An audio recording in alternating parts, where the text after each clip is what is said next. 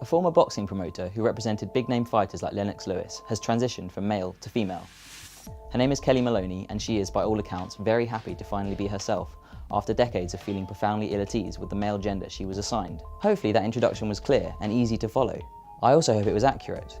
I didn't misgender her or employ outdated, clumsy terminology such as sex change. The mass media usually does misgender people and fall back on these terms because transgender is an unfamiliar and sensitive subject. Talking about it can seem like a minefield, but clarity and accuracy are not mutually exclusive. By playing it safe when it comes to transgender stories, we are holding back progress and doing everyone a disservice. Trans people are misrepresented, and non-trans people are robbed of the chance to better understand the depth and breadth of gender variance. I'm trans, so in broad terms, I know how to talk about trans people. But unlike my gender, this language isn't something I was born with. I had to learn too. I make mistakes. These mistakes don't make me a bad person. If you aren't trans, it's even harder. You don't know how it feels. Maybe you didn't even consider before that sex is biological while gender is psychological. Because for you, they feel like the same thing. So many non-trans people will see Kelly's story as fascinating, strange, perhaps even a little hard to accept at face value. It seems as if it is from this slightly baffled, defensive perspective that the media covers transgender issues. This is a crying shame because it really isn't that hard. Kelly Maloney is a woman, so enough with the pronoun ping pong. A lot of coverage starts out using he, then switches to she.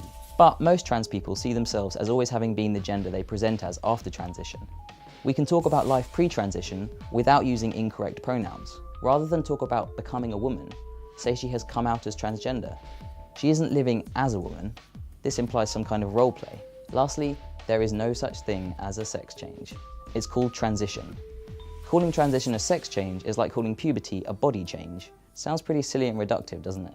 Our assumption that Kelly was male is totally understandable.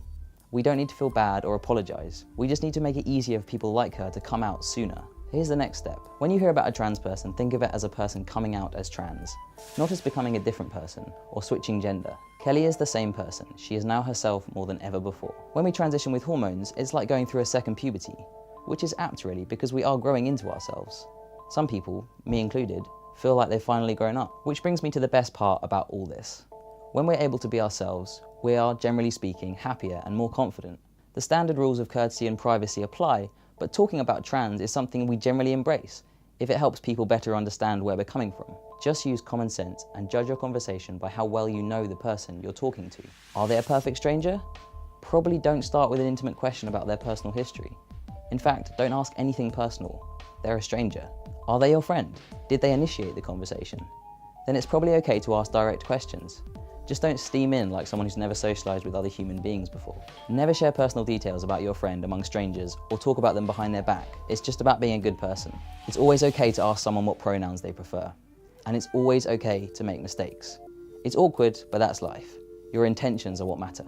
The worst thing we can do as the media is reinforce the negative status quo when it comes to talking about trans. It isn't just about respect. When we get to the point of doing a story like Kelly's Justice, we'll be able to focus more on what really matters.